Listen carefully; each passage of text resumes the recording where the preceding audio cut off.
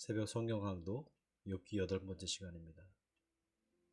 지난 시간에 우리가 욥의 탄식을 함께 보았죠. 욥이 자신의 솔직한 그 심정을 하나님 앞에 토로했단 말이죠. 자신의 괴로움 또 고통을 하나님 앞에 가감없이, 심지어 내가 전능자에게 불평하노라 이렇게 말하면서 하나님 앞에 자기 심정을 토로했는데, 여러분, 우리가 이 욥의 탄식을 잘 주목해 볼 필요가 있습니다. 여러분, 참된 신앙은 정직한 신앙입니다. 뭔가 하나님 앞에 내 자신을 숨기고 감추려고 하는 것이 아니라 그냥 내 심정을 솔직하게 하나님 앞에 털어놓는 거, 그게 참된 신앙이 아닐까 싶습니다. 우리가 기도를 할 때도 온갖 미사오구를 다 사용하면서 하나님을 높여드리는 그런 기도도 있죠. 그러나 그런 기도도 있지만 정말 솔직하게 내 자신의 그 심정을 솔직하게 털어놓고 말하는 그 기도도 우리에게 필요합니다.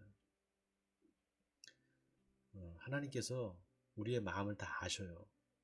그리고 우리의 형편과 처지를 다 아십니다. 우리의 머리털까지도 다 세신 바 되었다고 하잖아요. 그러니까 우리를 너무 잘 아시는 하나님이시니까 우리의 마음속에 있는 솔직함을 털어놓을 때 하나님이 그 기도를 들어주시고 그 기도에 응답하시는 줄 믿습니다.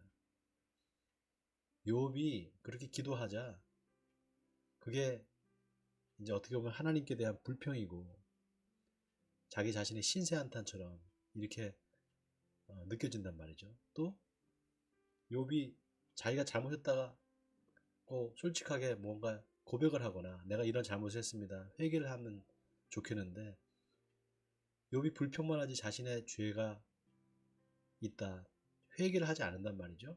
그러니까 욥의 탄식을 들은 빌닷, 그러니까 욥의 세 친구 중에 한 사람이죠. 빌닷이 입을 열어서 이제 욥에게 이제 충고를 하는데, 자, 욥의 그 탄식에 뭐라고 빌닷이 답을 하는지 한번 우리 같이 보겠습니다.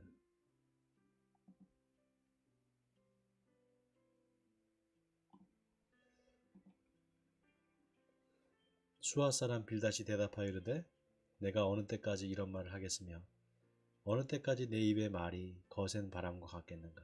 하나님이 어찌 정의를 굽게 하시겠으며 전능하신 이가 어찌 공의를 굽게 하시겠는가. 내 자녀들이 주께 죄를 지었으므로 주께서 그들을 내 죄에 버려두셨나니 네가 만일 하나님을 찾으며 전능하신 이에게 간구하고 또 청결하고 정직하면 반드시 너를 돌보시고 내 의로운 처소를 평안하게 하실 것이라. 내 시작은 미약하였으나 내 나중은 심히 창대하리라. 여러분, 지금 욥이 자녀가 10명 있었는데 한순간에 다 잃어버렸잖아요. 그런데 이 빌닷이 하는 말을 보세요. 네 자녀들이 주께 죄를 지었으므로 주께서 그들을 그 죄에 버려두셨나니 이렇게 말합니다. 그러니까 지금 이게 자식 10명을 한순간에 다 잃어버린 사람한테 할 말입니까? 그러니까 이 빌닷도 마찬가지예요. 엘리바스와 똑같은 신앙관을 갖고 있는 겁니다. 바로 인과응보적 신앙관, 신명기적 신앙관을 지금 이 욥의 고난에 들이대는 거예요. 그 잣대로. 그러니까 결국 어떻게 됩니까? 그 신앙관으로 욥의 고난을 설명하다 보면 욥은 죄인이 될 수밖에 없어요. 욥이 죄를 졌기 때문에 이런 고난을 받게 되는 거죠. 자, 그런데 여러분, 우리가 이 욥기 처음 시작의 프롤로그에서 욥이 왜 고난을 받았죠? 욥이 고난받는 이유가 있잖아요. 바로 사탄이 와서 욥을 참소하면서 그렇게 고난을 받게 된단 말이죠. 욥이 어떤 잘못을 한 게 아니었어요. 하나님께서 욥을 칭찬하시잖아요. 욥과 같이 의로운 사람이 없다고. 그러니까 이 욥기를 읽는 독자들은 욥이 왜 고난을 받고 있는지를 처음부터 알아요. 자, 그런데 이 빌닷이나 또 엘리바스가 계속해서 그 인과응보적 신앙관을 가지고 지금 욥을 정죄하고 판단한단 말이죠. 그러니까 지금 욥기는 우리에게 뭘 보여주는가? 이런 인과응보적 신앙관이 잘못됐다라는 겁니다. 지금 이 욥의 고난에는 그 인과응보적 신앙관을 들이대고 그거를 척도로 들이대서 설명해낼 수 없다라는 거예요. 그 메시지를 우리에게 주는 겁니다. 자, 그 다음 제가 읽어보겠습니다. 7절부터 내 시작은 미약하였으나 내 나중은 심히 창대하리라. 여러분 이 말씀 어디서 많이 들어봤죠? 어디서 들어보셨습니까? 아니 들어봤다기보다는 많이 보셨을 거예요. 아마 식당에서 보셨겠죠. 식당들 가보면은 식당에 이 말씀이 이렇게 족자로 걸려져 있는 식당이 많아요. 예수 믿는 사람들이 장사 시작하시면서 이제 장사가 잘 되기를 바라는 마음으로 이걸 이제 이 성경 구절을 걸어 놓는데 실은 이 말씀의 맥락은 축복받고 장사 잘 되라는 의미는 아니죠. 빌닷이 이 말을 했을 때는 지금 욥이 고난을 받고 있는데 그 고난의 원인이 죄 때문이니까 빨리 죄를 회개하라. 회개를 촉구하는 의미에서 이 말을 하고 있는 거란 말이죠. 그러니까 우리가 좀 그 말의 뜻을 알고선 그 이 말씀 내 시작은 미약하였으나 내 나중은 심히 창대하리라 이 말씀 한번 새겨봤으면 좋을 것 같습니다. 자, 또 읽겠습니다. 8절에 청하건대 너는 옛 시대 사람에게 물으며 조상들이 터득한 일을 배울지어다. 우리는 어제부터 있었을 뿐이라 우리는 아는 것이 없으며 세상에 있는 날이 그림자와 같으니라. 그들이 내게 가르쳐 이르지 아니하겠느냐. 그 마음에서 나오는 말을 하지 아니하겠느냐. 자, 이 말을 여러분 잘 한번 보세요. 우리는 알 수 없다. 아까 9절이죠. 우리는 아는 것이 없다. 우리는 그냥 진토일 뿐이다. 우리는 그냥 피조물일 뿐이다. 이런 뜻이란 말이죠. 하나님을 높여드리고 상대적으로 인간을 정말 그 미물과 같이 이렇게 그 말하는 이런 신앙관 이런 것이 우리가 이제 언뜻 보면은 하나님을 찬양하고 하나님을 높여드리는 것처럼 보여요. 그러나 하나님과 우리 사이의 관계를 이 정말 그 친밀한 관계가 아닌 더 벌려놓는 결과를 초래합니다.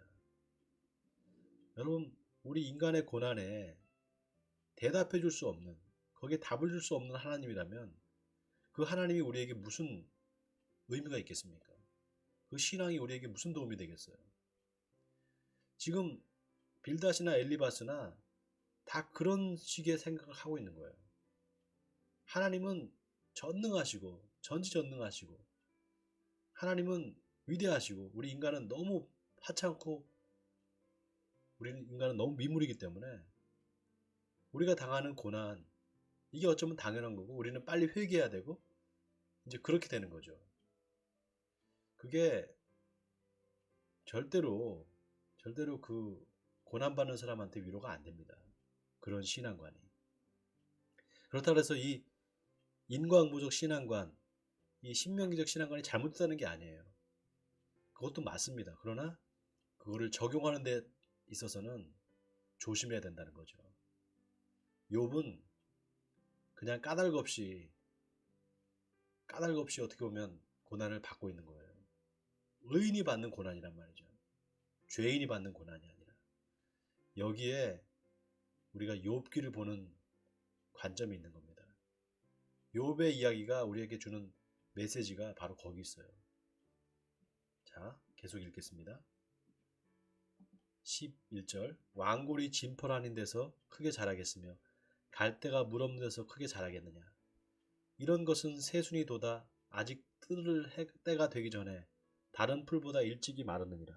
하나님을 잊어버리는 자의 길은 다 이와 같고 저속한 자의 희망은 무너지리니 그가 믿는 것이 끊어지고 그가 의지하는 것이 거미줄 같은즉 그 집을 의지할지라도 집이 서지 못하고 굳게 붙잡아 주어도 집이 보존되지 못하리라.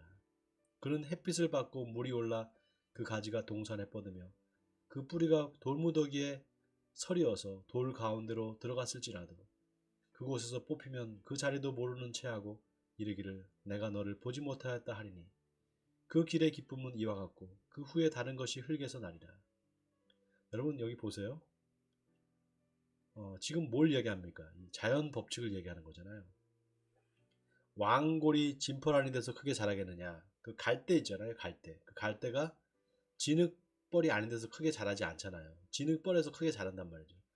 이거는 마치 콩 심은 데 콩나고 팥 심은 데 팥난다 이런 자연 법칙을 얘기하는 것 같단 말이에요. 이것도 인과 법칙입니다. 자연 세계의 법칙이 바로 이 인과 법칙에 의해서 돌아가잖아요. 자, 그런데 보세요. 그거를 지금 어디에다 빗대냐 하면은 우리 인간이 삶에 빗대고 있는 겁니다. 우리 인간의 삶이 그렇게 콩 심은 데 콩 나고 팥 심은 데 팥 나는 것처럼 뭔가 죄를 지었기 때문에 우리가 벌을 받는 거고 뭔가 원인이 있기 때문에 그 결과가 이렇게 나타나는 거다. 지금 이 얘기를 하려고 지금 이제 빌닷이 이런 말을 하는 겁니다. 자, 그래서 계속해서 이제 자연 법칙에 대한 이야기 그리고 악인을 거기다 빗대서 악인이 돌무더기에 뿌리가 내려서 그 잘 자라다가 할지라도 그게 뽑히면은 아무 소용이 없는 것처럼 그렇게 악인이 번성하다가도 어느 순간에 갑자기 망해버리고 멸망한다 이 얘기를 하는 겁니다. 그럼 빗대서 뭘 얘기하는 건가? 지금 욥 네가 그렇게 번성하고 잘 먹고 잘 살았지만 지금 와서 봐라. 지금 이렇게 다 망하지 않았느냐. 그러니까 너는 의인이 아니야. 너는 죄인이야. 빨리 회개해. 지금 이렇게 넌지시 욥을 정죄하고 판단하고 있는 거죠. 자, 그 다음에 20절입니다. 하나님은 순전한 사람을 버리지 아니하시고 악한 자를 붙들어주지 아니하시므로 웃음을 내 입에 즐거운 소리를 내 입술에 채우시리니 너를 미워하는 자는 부끄러움을 당할 것이라. 악인의 장막은 없어지리라. 자, 이 마지막에 빌닷이 욥 네가 회개하면 하나님께서 다시 너에게 웃음을 찾아주실 것이고 다시 즐거운 소리를 내 입술에 채우실 테니까 너는 빨리 회개해라. 지금 이렇게 회개를 촉구하고 있습니다.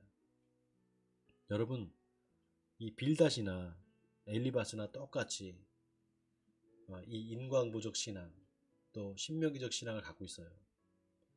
여러분 우리가 이 신앙관이 우리 삶에 전체적으로 우리 인간의 삶에 전체적으로 다 그것이 적용이 됩니다. 그러나 지금 이 욥의 경우에 그것이 적용이 안 돼요.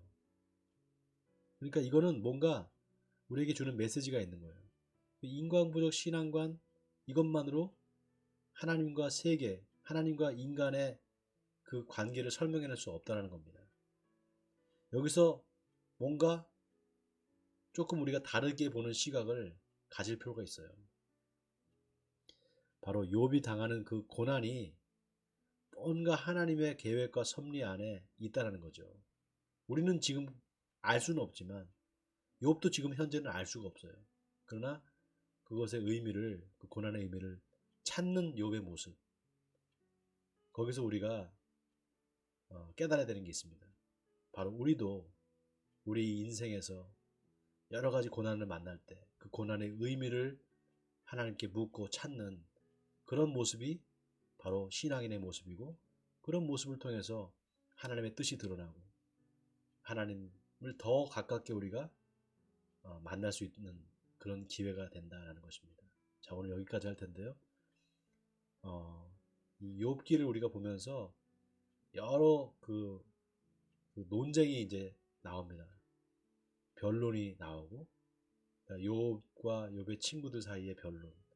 그리고 맨 마지막 이제 부분으로 가면 하나님께서 직접 이제 나오셔서 하나님이 자신을 변론하셔요. 또 하나님의 변론이 나온단 말이죠. 우리가 이제 쭉 지켜볼 텐데 오늘 이 말씀이 여러분에게 여러분의 삶에 큰 도전이 되길 바랍니다. 내가 지금까지 인과응보적 신앙감만 가지고 세상을 판단하고 또 내 주변의 사람들을 판단했다면 이제 그게 잘못이라는 사실을 깨닫고 하나님 이럴 경우에 내가 어떻게 해야 됩니까? 이럴 경우에 하나님의 뜻이 무엇인가 묻는 여러분 되시길 바랍니다. 그리고 무엇보다도 고난당하는 사람에게 필요한 것은 그 사람의 상황을 설명해내는 것이 아니라 그 사람의 상황에 함께 참여하고 동참해 주는 것 그리고 그 사람의 처지를 들어주고 그 사람의 이야기를 들어주고 공감해주는 것. 그게 중요하다는 사실입니다. 원하기는 여러분의 삶이 그렇게 남을 위로해주는, 그리고 다른 사람의 이웃의 고난에 함께 참여하는 삶으로 그렇게 하나님의 쓰임을 받는 여러분 되시기를 주님의 이름으로 축원드립니다. 다 같이 기도하겠습니다. 하나님 감사합니다. 오늘 욥기 8장을 통해서 욥의 친구였던 빌닷이 엘리바스와 똑같은 그런 신앙관을 가지고 욥의 고난을 설명하려고 할 때 그것이 욥에게 상처가 되고 또 고난을 가중시키는 결과를 초래했다는 사실을 우리가 봅니다. 하나님, 우리가 신앙생활을 하면서 자꾸 이런 유혹에 빠집니다. 남을 판단하려고 하고 내가 그 심판자의 자리에 서려고 하는 이 교만을 내려놓게 하시고 우리가 고난받는 자의 친구가 되어서 그들과 함께 고난받고 그들의 처지를 함께 공감해 줄 수 있는 그런 사람들이 되어서 하나님의 거룩한 도구로 쓰임받는 우리들이 되게 해주옵소서. 이 모든 말씀을 예수 그리스도의 이름으로 기도하옵나이다. 아멘.